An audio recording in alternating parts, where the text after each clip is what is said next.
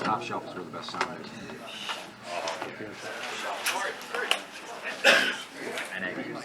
So there's split. Yeah, more annoying things.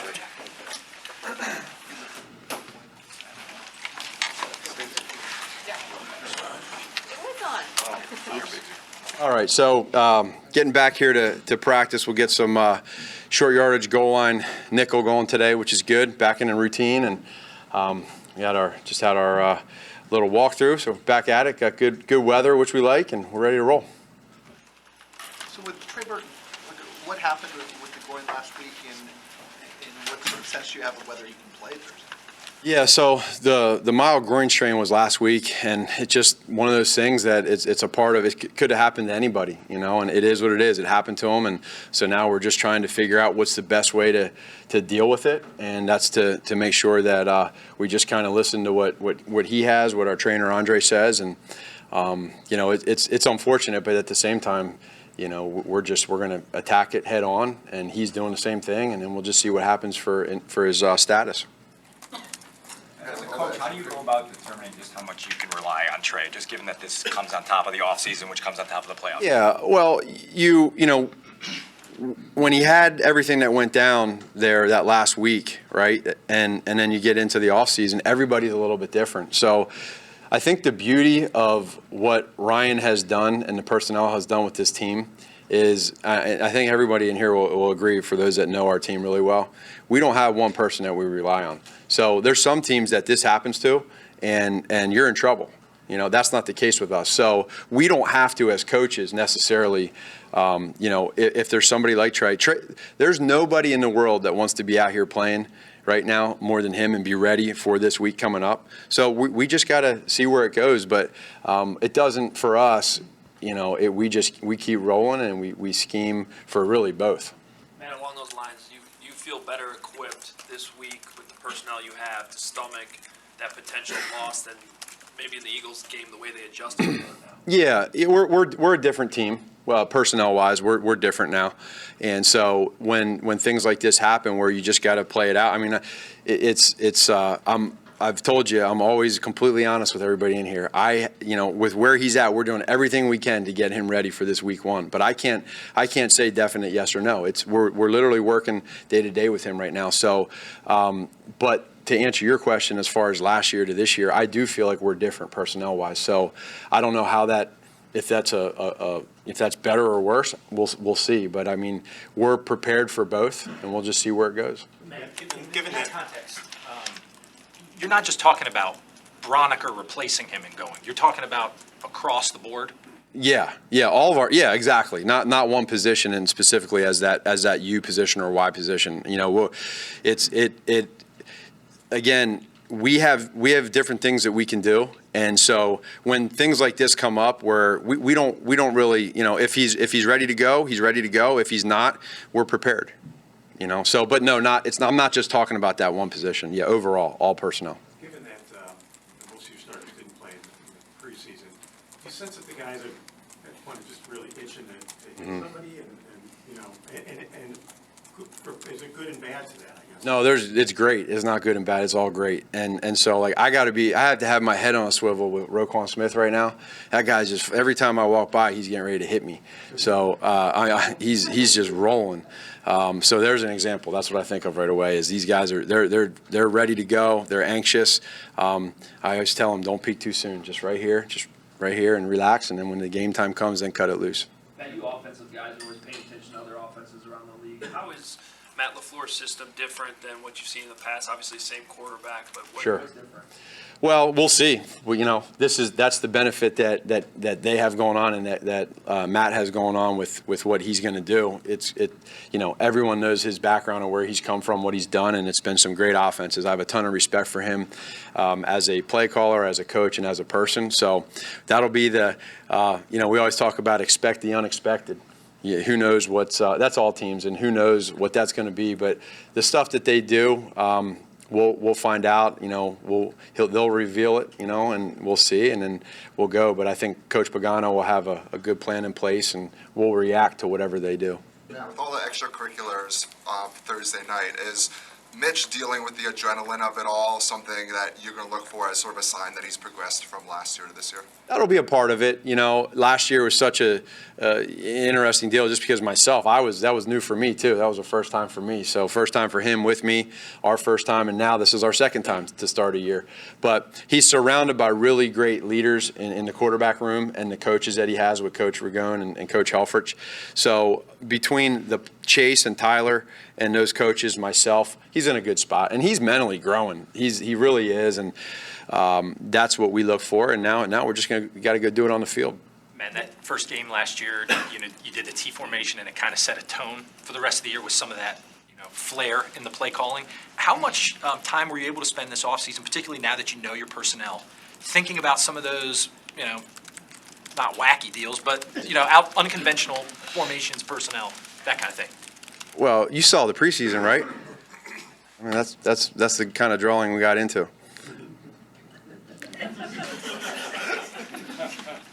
Got me? We good? We'll show up on Thursday. Yeah, come on. You know I'm not going to give you anything. Matt, the ramp up that you guys have with Trey Burton towards week 1, now he has the setback. What do you do to make sure this eventually gets put in the past and he's back to health? We all need to be on the same page, which we are. And I think for him, it's just a matter of just handling this thing on a day-to-day basis. If you go back and look at how this, where he was in the offseason to getting his surgery, to coming back, getting ready for training camp, all this stuff takes time. And I think every single person reacts a little bit different to time off. He gets to training camp and he was feeling pretty good. And then, he hasn't done anything for weeks and weeks, months and months. And so we evaluated where he was at on tape and just talking to him. And we said, you know what, let's pull back a little bit. Let's give you a little bit more rest and see what you can do. And that's what we did. And so now we're taking it on a day-to-day, week-to-week basis. And then unfortunately, last week this pops up. So it's unrelated, but it's a part of what it is. He's more frustrated than anybody right now that this is happening. But for us, it's tough for him. It's tough for us. But whatever happens, we just got to keep moving. What makes you believe that it's unrelated? What makes me believe? Because I listen to the people that tell me that. That's just what I'm being told. Where's Anthony Miller at this week in terms of his readiness? Yeah, same thing. I think that, we're evaluating him this week as he goes. And, we have I like what I'm seeing right now from him. It's just a matter of how he tells us he feels, what Andre says from the, the safety standpoint of where he's at. You all know I'm on the cautious side of people, so I'll always tend to go that route. But I feel pretty good about where he's at. Do you expect anybody else to not practice? Not practice today? Do you expect anybody to not practice? There's nothing that I'm aware of. Man, with so much unknown going into this game on both sides of the ball, how much of this is a challenge for you as a coach and Chuck to just react quicker and better than Pettin and LaFleur do? That's a huge part of this. That's the part of the, expect the unexpected is what it is. And then we're not playing. The players are playing, so how are they going to react to that? And what are they going to do on both sides, both teams? And so how do you prepare your guys for that? Is it just X's and O's, or is it talking about it the week before? How do you handle situations so that when it arises, you're able to be prepared? And we'll see. So is your job either more in preparing them to react better or for you to do the X's and O's things during the game? Both. Yeah, it's both. I mean, the players got to, they know where we're at. They know what our plan is. And then as everything, and that's every game. That's not just the first game of the year. There's always, things that you don't see. So, let's just do what we do and they do what they do, and we'll see who wins in the end. Matt, how much do you manage the emotion of this week? I mean, it is astronomical, really. Yeah. And then, so do you, with your players, try to ramp them up more, or do you have to really do that tailor back thing? So we're just kind of we do know it's astronomical, and we realize the significance of it. But I think there's a balance there of doing that too much, because then they put too much on it. And I want our guys to just play football, be our team this year. We talked about let's create our own legacy. That could go in so many different ways, but that's what we talk about. And so I don't want them to put so much pressure on themselves that it means it's, this game means so much more than every other game we're going to play the rest of the year. And I think we proved that last year. And we start out 0-1, and that game helped us more than it hurt us, How would you assess where James Daniels is going through the regular season at the new position? He's in a good place. He just kind of every day, same day for him as far as his mentality. Zero issues with him communication-wise. He has a great rapport going right now with Mitch and the rest of the offensive line. And for a second-year guy, and now going into what's going to be his first year playing center, I'll be interested to see how he handles everything. But I got to give credit to Coach Heastam, and he has those guys ready to go, and he's hard on them, but it's a tough love. You were in the same place as Matt LaFleur is now, where first game is a road game against your rival, prime time, that stage. What's he going to be going through on Thursday night? There'll be a lot of emotions. For us, it's the same as it's a rivalry game. So we both had it our first year, mine being on the road and now his being on the road. But I think we all treat it differently. In my opinion, you're not human if you don't feel it, and you don't get a little emotional. I don't think he's ever been a head coach before. I was never a head coach before. So this is like a lifetime dream that you get to stand there and, lead a bunch of guys, and it's pretty cool. So he'll be feeling it. No matter what he says, he'll be feeling it. But I know I did, and shoot, we're all going to be feeling it here Thursday. Two more. You mentioned that the loss Green Day last year wound up helping you more than it hurt you.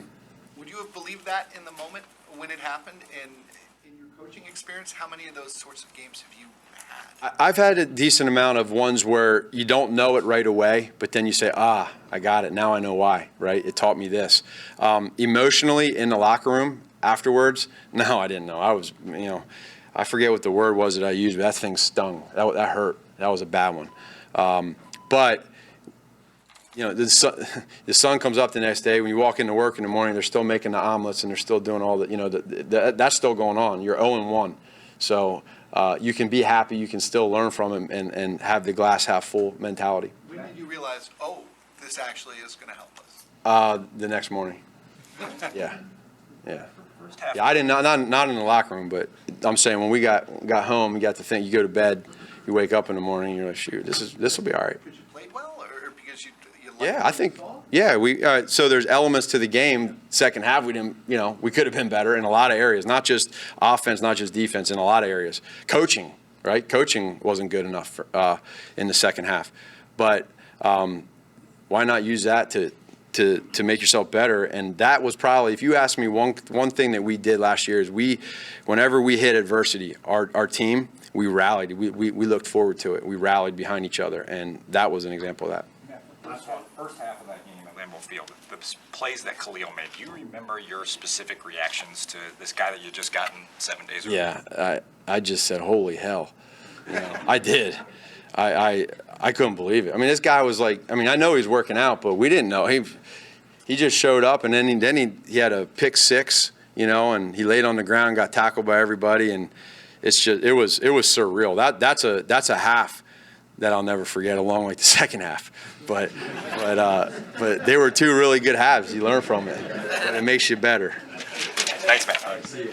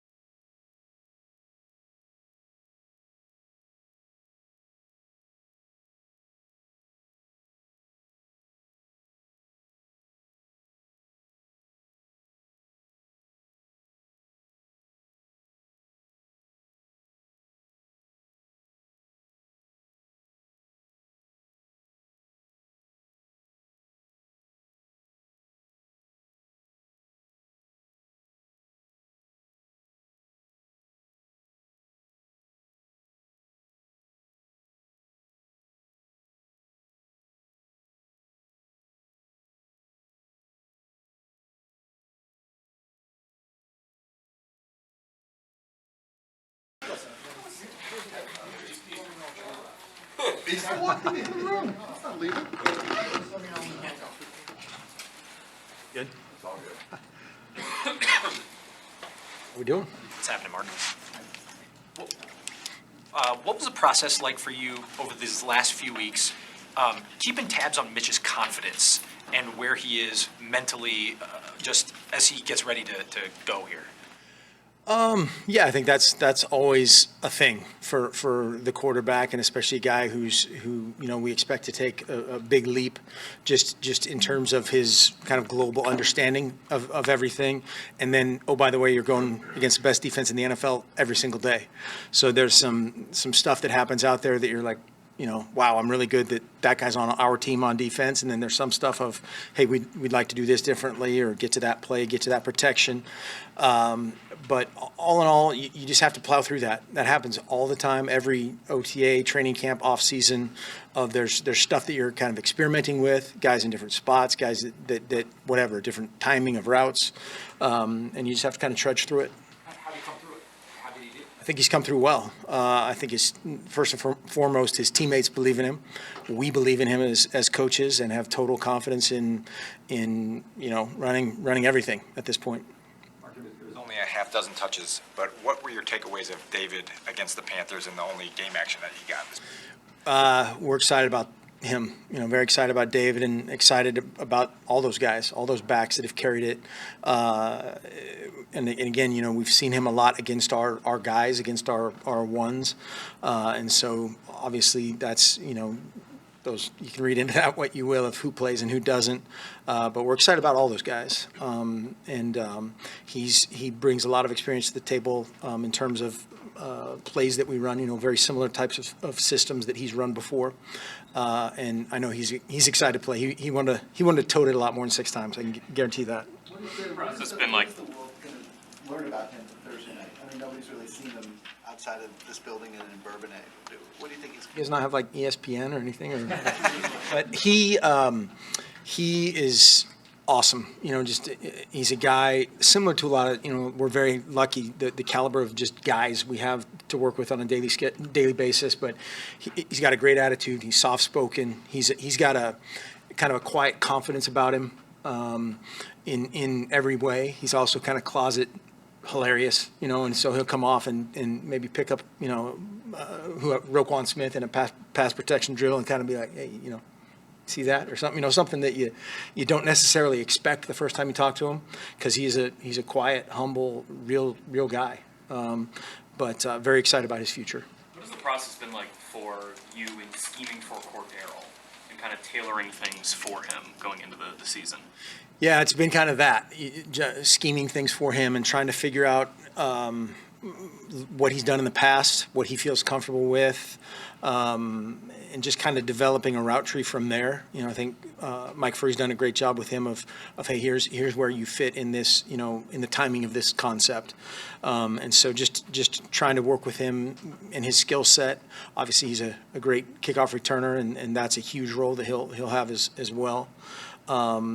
But yeah, just got to keep working through things and fit him in where we can. What's the balance like in not overloading him, whereas you have a guy who can do so many different things, you probably want to do a lot of stuff with him. Right. It's kind of like the Tariq Cohen good disease, of hey, he can do this, he can do this, he can do that, and pretty soon it's too much. And you once you find that spot where there's hesitation, or whether it's alignment or just the confidence and the timing of execution, you pull back. Nagy just talked about the unknowns and how Thursday's a little tricky, obviously, with the new coach. What is the hardest part for you preparing for this game, not knowing a lot? Right. Yeah, you just have to play your rules. Go in and expect something new, expect something different.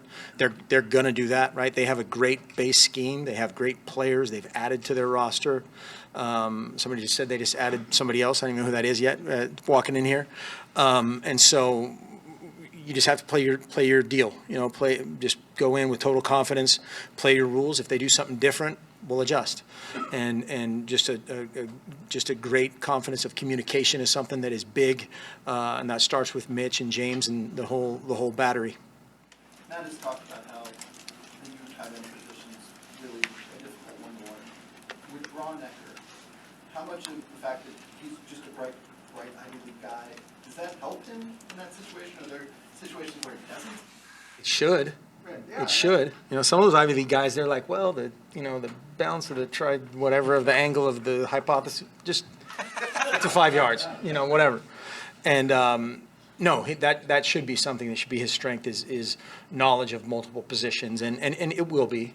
He's another guy that we've kind of cross-trained, and you have to cross-train those guys just because somebody, whatever, is going to have their shoelace untied and somebody else has to go in and do it.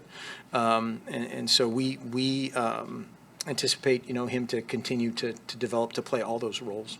Do you feel like as a brain trust, you're in a better place to compensate if Trey is not able to go Thursday than maybe you were before the playoff game against the Eagles because it happened so late in the week?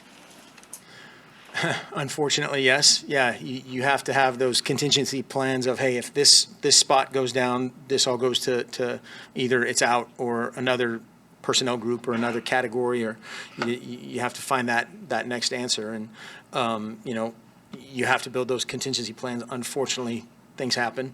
And I think, overall, hopefully I think we are in a better place in terms of wide out, in terms of running back, guys that you can just have no hesitation and plug and play. Mark, where have you seen Adam Shaheen grow in the past year? I think he's another guy that just needs confidence, and just belief in everything he's doing. He's obviously a unique individual just from a genetic standpoint. Just his makeup, his physical makeup is incredible. He can do everything, and he does everything. In the passing game really well.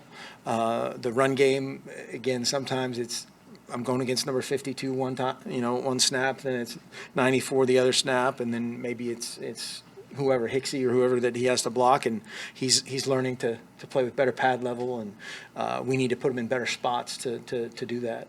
Mark, in the early parts of the season, how do you guys go about finding the sweet spot for Anthony Miller he's missed a lot of on-field practice time and making sure that he's set up for success as he gets back up to speed? It's a great question. Yeah, that's a great question, and something, with a lot of players, not just him, that you're trying to find that how much is too much type of deal. We talked about it with CP or talked about it with some of these other guys. You want them playing fast and free, and if they think too much or do too much, you have to pull back. What did he lose by missing so much time and then obviously having it interrupted again at camp? Timing, rhythm, confidence, building on, anybody that's not building on their stack of plays that they've put in, you're building confidence in the quarterback, your teammates, and just the timing and the rhythm of the offense. Mark, you mentioned Mitch's confidence. You guys did a lot of situational stuff in camp and the preseason. How much is that confidence maybe rooted in having a better understanding of what to do in those situations as compared to last year? Just purely situationally? Yes. Yeah, and that's not. Like what place to go to and stuff like Right. that. Throws. Yeah, I think just understanding of all those just one-time things that happen, he has a much greater understanding, and we all do, a much more immediate understanding of what to do, where to just dirt it, where to take a sack, whatever those one-off type of situations that you see every week. Win and lose games; those are big deals, and he's done very well in that regard. Somebody's getting a phone call here. Something's going on. Allen Robinson is almost 2 full years now removed from the knee injury. They always say that second season is where you're yourself again. Mm-hmm. Have you noticed that, and in which ways? Yeah, I mean, A-Rob is another just special guy, great worker, coaches other guys up, gets with the DBs afterward. Hey, what am I telling you? What am I giving you? All those things that he's a pros pro type of guy. And yeah, I think he's playing with more confidence.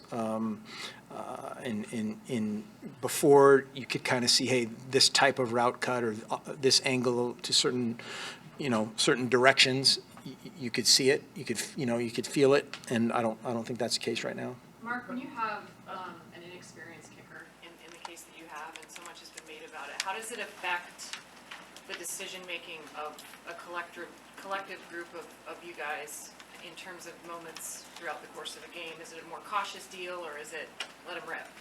right? The easy answer, I guess, is score touchdowns, right? Eliminate that possibility. But Eddie's done a great job, and he's our guy.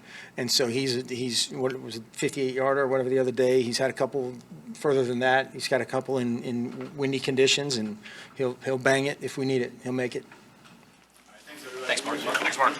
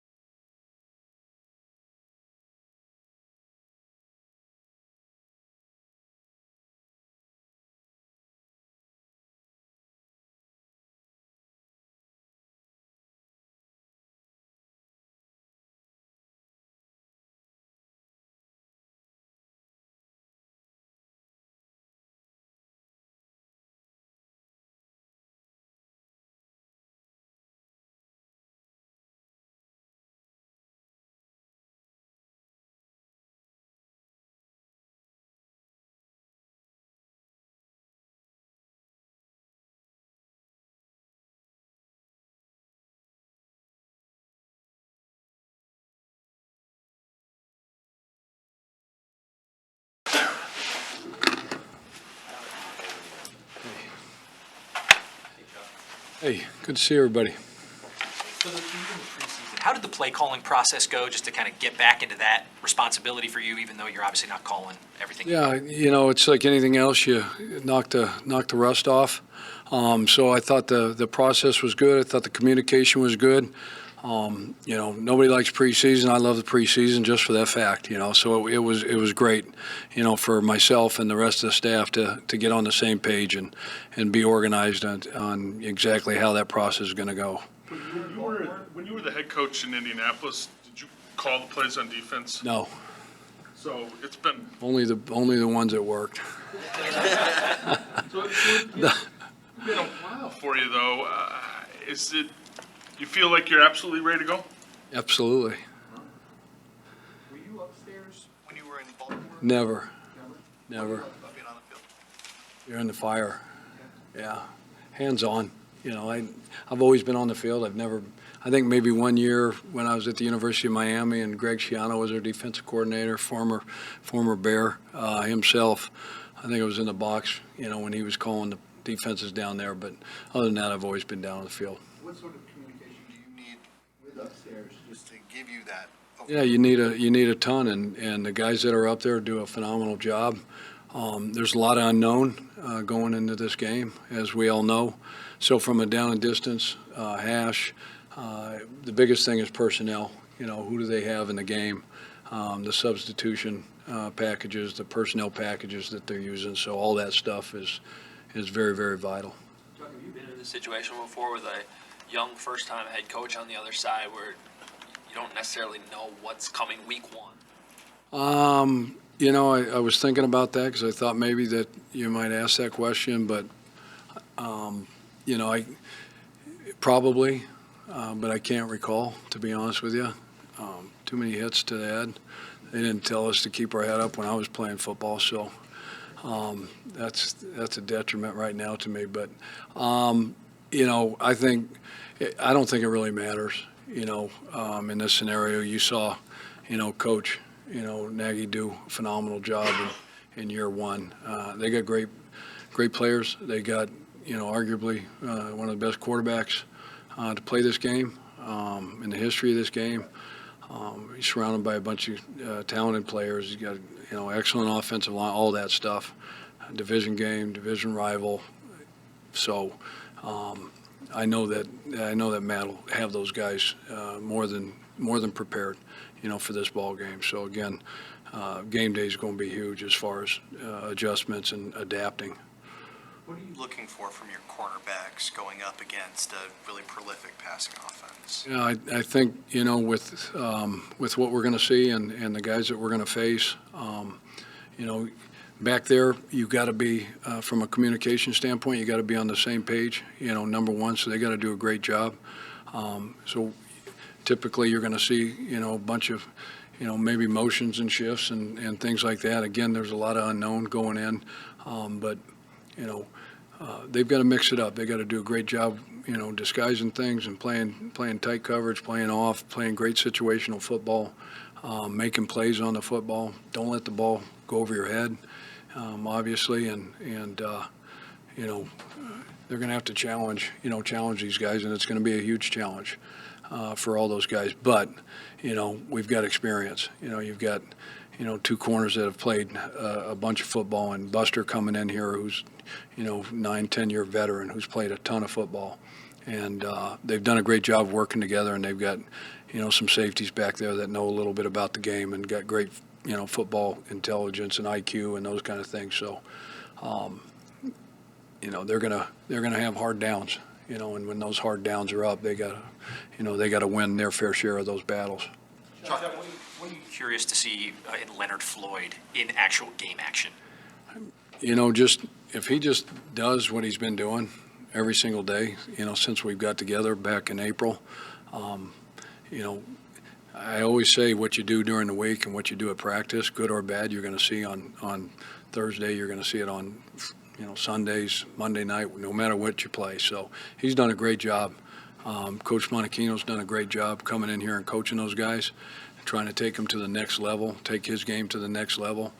So again, everything that he's done, you know, both, you know, off the field, in the classroom, and then through practice, through repetition, it's going to be exciting. It's going to be fun to watch. Coach, talk to us about Leonard finishing his pass rush, and obviously he's not taking quarterbacks to ground out here. What have you seen from him in practice in that regard, though? Again, you know, he's done a great job. Ted's done a great job with him. You know, you get a bunch of guys that, you know, get to the top of the pocket and, you know, either fly by, go over the top, open up a big pass rush lane. And so I think, you know, he's got a really good set of tools now. He's expanded his toolbox as far as pass rush. I think he understands, you know, launch points of quarterbacks. You know, and they're all different, you know, based on down and distance and situations. So I think the finish part that Coach is talking about at the top of the pocket, you know, we've seen it in practice. So should see the same thing. Chuck, Matt Nagy just Okay. said that Roquan Smith basically is walking around these halls and he feels like every time he walks by him, he wants to hit him. He's so excited for Thursday. What have you seen out of Roquan, and is that same energy translating to the defensive practice field? Yeah, he's a phenomenal football player, and you feel like that kid's been around for a long, long time. You know, he's mature beyond his years, and he understands the game, and I think it's really slowing down, you know, for him in a short amount of time that he's been, you know, with this organization and played at this level. So, you know, everything you ask, you know, Roquan to do, you know, physically he's able to do it. So, you know, whether it's, you know, being a downhill inside linebacker, you know, playing between the tackles, if you want to bring him, you can bring him. We know every time he blitzes, you know, he gets a sack. So it'd be pretty smart to probably bring him. But, you know, I don't want to give too much away, but we'll probably drop him the whole time now anyway. So, you know, coverage, he's great in coverage. Again, he understands. He gets football, you know, so, and he spends a tremendous amount of time. He's a great teammate. He's a great player, all those kind of things. So, again, it's going to be exciting to see him roll. Matt was talking about how you guys are going to have to adjust to unscouted looks in this first game. What's the challenge of doing that when you've got Aaron Rodgers, who is as cerebral as anybody out there, adjusting right back at you? Yeah, I mean, it's huge. And we've been down this road before and preparing for, you know, Hall of Fame quarterbacks like Aaron, you know, the Tom Brady's of the world. And back in, you know, when I was at Baltimore, Cleveland, or whatever, and you're getting ready to play Peyton Manning, they've seen everything. And there's nothing that they can't recall. He's a brilliant, brilliant guy. And so you've got to do a phenomenal job, you know, on defense of trying to make him work, you know, pre and post snap. And so that's a huge challenge just because of the amount of time on task and what he's seen. And then they're able, the great ones, you know, being around, you know, Andrew Luck, you know, for 6 years, they don't forget, you know, and it doesn't take them long to sit there and diagnose and say, okay, I've seen this before, you know. So again, you gotta make guys like that work pre and post snap and do a great job there. You mentioned Andrew. Have you spoken to him in the last 10 days? And what do you think of his decision? You know, obviously you saw him, you know, at the game and stuff like that. And, you know, Andrew was great, you know, for the National Football League. And I said it, you know, in my remarks, and very courageous of him to do, you know, what he did. And he's a great player. He's a great teammate. He's a great person, you know, and I just look forward to, you know, what the next chapter is going to read like for him. With the defense being not a lot of turnover from last year, what have you liked the most about how Clinton Dix has sort of filled into his role this year? Yeah, he's come in and he's been a great pro. You know, all we ask these guys to do every single day, it doesn't matter whether they were here before or they're new coming in. It's what Coach Nagy's expectations are is, you know, come in and earn your way, you know, every single day, and he's done that. You know, he's bought in, and he's, you know, coachable, he's smart, he prepares well, he practices well, you know, so he gives himself a chance to go play well, you know, on game day. And again, he's got experience, so there's things that he's done and he's seen from a communication standpoint, technique standpoint, that he brings a lot to the table that way. Chuck, Matt LaFleur yesterday, asking him about the element of surprise and the unscouted looks that they can present, pointed to you, saying you're new to this in terms of your role. Would you say that it's an equal playing field in terms of the element of surprise from Thursday night? That's for you guys to decide, you know, and figure out, you know, quite honestly. So, you know, they've got the same challenge we have. What's your defense have to know about Aaron Jones? He's a really good runner. I think he averages, you know, a little over 5 yards per carry. You know, he's tough between the tackles. If you don't set an edge, he can bounce it outside. He can take it the distance. You know, he's explosive. He's a 3-down player. He can protect and catch the ball out of the backfield. So he can do everything. And I'm sure they've got a plan to get him the appropriate amount of touches, you know, in this game. Last one. His reaction to seeing Khalil Mack play last year was holy hell. Have you had those types of? A lot of moments like that, yeah. Yeah, watching him last year on TV from wherever I was, yeah, he's game wrecker. He's an absolute game wrecker, and you know, he's a tough matchup, to say the least. And the thing that you love about Khalil, I mean, he is a great dude, and he loves to play football. He loves to play the game, and that is contagious and it's infectious. And he's just a gym rat, and his passion, I mean, you know, being inside and all that, but once he gets on the grass, he's like a little kid out there, you know, because that's where we all started with this thing is, you know, we're playing just a kid's game. So, yeah, it's going to be really fun and really exciting to see that group of men go out there, all of them, including 52, and see them live and in action and going after it. And it's going to be a whale of a ball game and all those kind of things. And there's ebbs and flows in the game, and so we're just trying to, you know, stay steady. And Coach Nagy's done a great job with the team of keeping them, you know, steady and balanced and just preparing and, you know, taking this thing one day at a time, one play at a time, and you know, try not to peak, obviously, too soon. Appreciate you guys. Thank you, Chuck.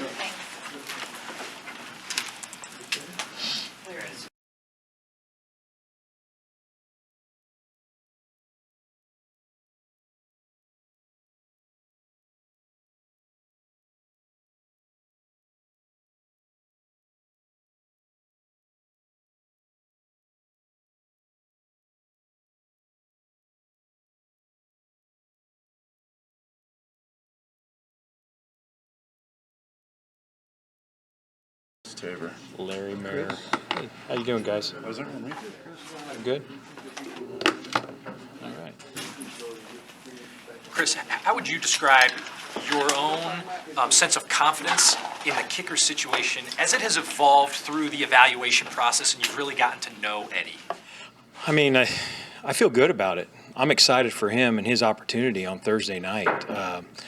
You know, I see obviously more than the game kicks. I see all the practice kicks, and he's kicking well. And what I've always said is you're performing like an NFL kicker. Before the Indianapolis game, when it was just his job, he missed one on one day and one on the other. He missed 2 kicks all week. That's what an NFL kicker does, and then he goes out and performs. The next week, you have to say, hey, can he handle this success? And he practiced well. And then obviously he misses that extra point, and it was a bad miss. But to be honest with you, I didn't really think a lot about it because it was such a bad miss. I've never seen that before, so I was kind of like, well, that's no big deal. And then he made his next 3. So I like where he's at, and I expect him to play well. He said he felt like he had a weight lifted off his shoulders when he realized he made the 53-man roster. Did you sense that from him too? Sure. I mean, think about it. If you're a little kid, I mean, you want to play in the National Football League, and you're chasing that dream. And you come out early, you go to Oakland, you've been cut, and then you've been traded, and it's just kind of spinning for you, and you're still chasing that thing. And then, you know, he does well. He got better significantly from OTAs to this point right now, and has set himself up for this opportunity. So I could see where he could say that. Like I say, I'm fired up for him. When you told him that he was the guy, what was your message to him, and what most excites you about this team's kicker? His passion, his willingness to get the job done, and the reasons why he's kicking. I mean, we all have whys of why we do things, and he's a great story. He really is. And I told him when we went down to him as just one kicker, I said, at the end of the deal, here's the deal. I'm going to shake your hand and tell you did a great job and best of luck, or I'm going to shake your hand and tell you you're the Chicago Bears kicker in week 1. So to have that opportunity, that was pretty neat. Yeah, how did the decision to let Elliott go when you did help Eddie, leaving him as the one guy here? Well, I thought, I thought they both did really well in training camp, and to make that decision, number one, it was tough. But when we did do it, you have to kind of see, when guys are competing, you're kind of playing with house money a little bit, and when you become the guy, or have the opportunity to become the guy, you have to see how he's going to handle that. And so that gave us a 2-week window to see if he would be able to step up to the challenge, and knock on wood, he has. After the mini camp, the competition was quite conventional through training camp. I mean, just kind of standard. What was the importance of that for you guys to, after maybe some unconventional evaluation methods, to sort of standardize it and get it down toward the end? You say unconventional, and what I would tell you is, I mean, if you think about it, we're trying to find a kicker, and if we would just do the same thing over and over again and expect different results, I think that's the definition of insanity. So our process that we went through, I'm really proud of the process that we went through, trying to find guys. I mean, you can look around the league right now. There's been some guys that have been brought in on teams after a one-day tryout, and they are no longer there. So to bring in a bunch of guys over a 3-day tryout and see how they hit the ball and those type of things, to me, that made a lot of sense. And then obviously whittling it down to the final 2 guys into camp, and then just saying, hey, it's your day, and the next day it's your day, and letting them compete.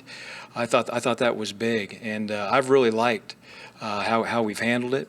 And really, at the end of the day, I'm counting on it paying dividends for us. And if it doesn't, we'll just keep working harder. Obviously, there's a lot of outside attention on the kicker, and it's about to be ramped up even more. Why is Eddie equipped to handle that, do you think? Well, I think he's mentally strong. I think that his fundamentals keep getting better, and that's going to be the deal. And it's going to be at all positions. I mean, when the lights are on Thursday night, it's going to be a big game, obviously. I mean, I'm going to say assignment, alignment, and technique will take you through and allow you to be successful.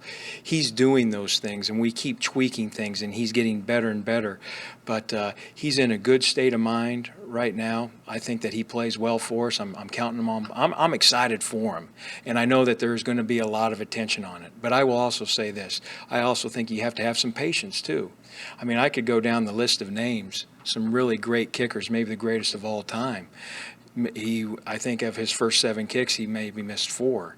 There's been some other players that are here that were really good, missed 2 of their first 4 kicks. So the hard part is if it does happen, when does that take place? Is it in the second quarter, or is it at the end?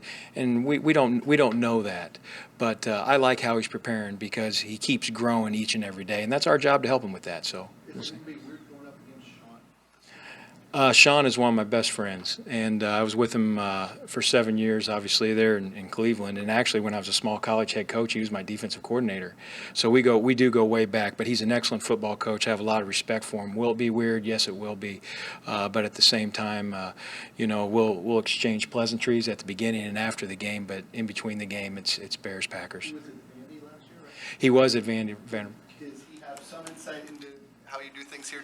Would you talk to him during their season? Oh, sure. We talk on a regular basis. Now, we're not going to talk this week, but we do talk on a regular basis, and he's an excellent football coach. So I know we're gonna get a unit that's going to be well coached, and we're going to have to play really well.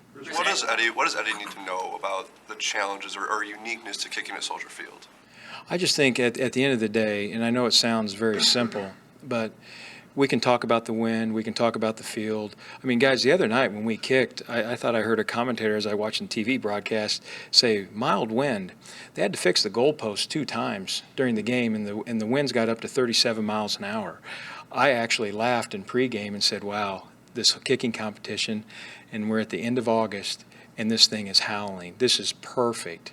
I think what he has to know is he finds his line, he trusts his fundamentals, and he strikes a good ball. If Mother Nature plays with it after that, then we'll have to talk to Mother Nature. Is he going to be kicking at Soldier Field every week? As many times as we can get down there. Sometimes it's, depending upon the schedule, where we're playing and those type of things. But I know that can be a big story. I really don't find that a story. We need to get down there and work and make him more familiar with it. So we'll continue to do that. He seemed eager to do that, though. What's that? He seemed really eager to do that, though. How much of that was driven by him, or just your past experiences? I think my past experience, and he's eager to do anything. That's why I love him the way I do, because he's willing to. He's very coachable, and and the kid has talent. We just have to keep honing it in. Eddie talked to us about how Jamie helped him with his steps. Can you explain a little bit more about what he accomplished and why that's important to his process? Well, at the end of the day, he is a very good ball striker. I mean, he was an excellent soccer player coming out of high school.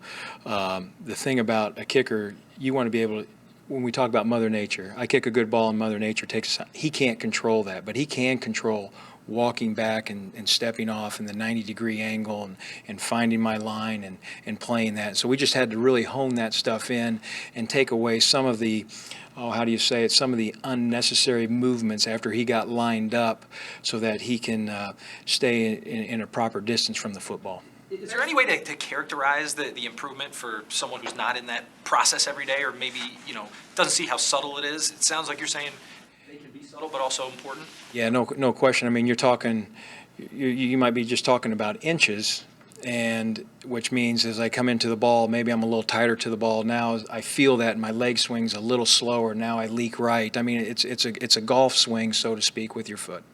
Thursday will be Eddie's first regular season game in the NFL. So what message will you give to him without giving it all away, I guess?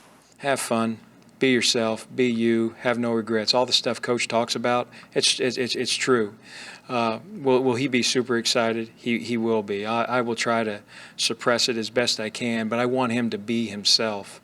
And I will never ask a player to be somebody that they are not.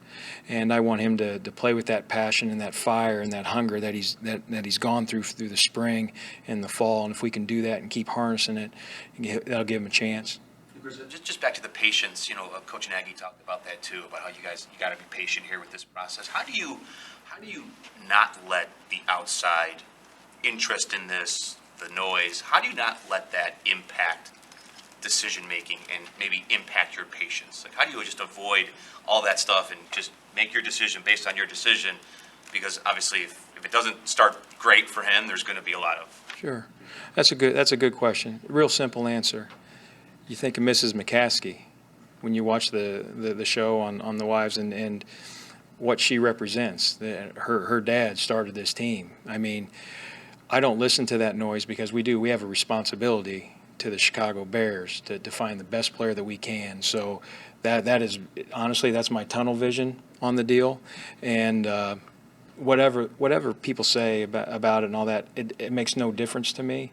I understand what we're trying to do and where we're trying to go. So you have to stick with that. Coach, has Pat's strong play sort of given you any luxury of being able to let that aspect of the game take care of itself and let you focus more on the kicker, or are you still talking day to day with him? I'm sorry, Pat O'Donnell? Yeah. Pat's been a great asset for Eddie. I mean, he's like his caddy when we get ready to kick a field goal, because he knows Soldier Field and he can talk to him. Just like the other night on the last field goal, Eddie asked him, he said, "Hey, help me out a little bit with my line right here," and Pat said, "Play it right here, play it," and he says, "Okay," and he played it. And he knows and he understands. He needs to listen to the veteran, and then just let his God-given ability take over. They save you a seat in the inside linebackers room, so you can go check on some of those guys in there. I'm glad they're all here. They're all good players. What stood out about the two guys at the bottom of the roster who weren't here a year ago, Josh and KPL? Yeah. Well, they're both, I mean, obviously we know Josh from the practice squad and those things, and he's very athletic and can run and can play multiple positions. So, I mean, you're really talking about a guy that was a safety that's worked his way down to linebacker. So that's ideally in my world, and playing out in open space, he's excellent. And then KPL, I've known about him for a long time, all the way from Kansas City to Seattle to the Jets last year. And when we played the Jets last year, I was very concerned that he was going to play against us because he does cause some problems. But it's nice to have that experience, and hopefully they keep playing well. How valuable has Sherrick been to you, and how special is he not only as a contributor but also a leader for some of the young guys coming in? Oh man, it's invaluable. I mean, Sherrick is obviously he's a class person and really cares about his craft, and guys can look to him. I mean, he sets a nice quiet tone for us. With regards to how things should be done. He asks great questions in meetings, and I think sometimes he asks questions to help out the younger guys because they don't want to ask a question. So I do appreciate that about him, and we need him to play well. Chris, we all know why we're talking so much about the place kicker, but how much of a distraction has it been for you with all your other responsibilities?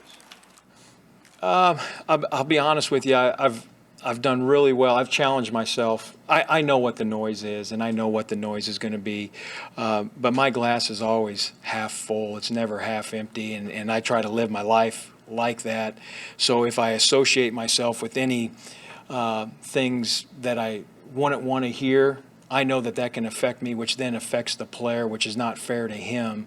So it is easy for me, even though I know what the narrative is, it's easy for me to stay away from it because my responsibility is to the player and helping him be as successful as he possibly can be. So that I follow that rule, and as long as I live by that rule, it's easy. So have you gone in more of a media blackout than you would ordinarily, or? No, I watch, I do know what's going on in the world. I know what's going on in this building here. And I don't need to venture to Twitter or anything like that to see if I'm going to get any new information from someone, All right, everybody. If your Sports Illustrated subscription is up to date. It is not. Thanks, Chris. Thanks, Chris. Thank you. Thank you.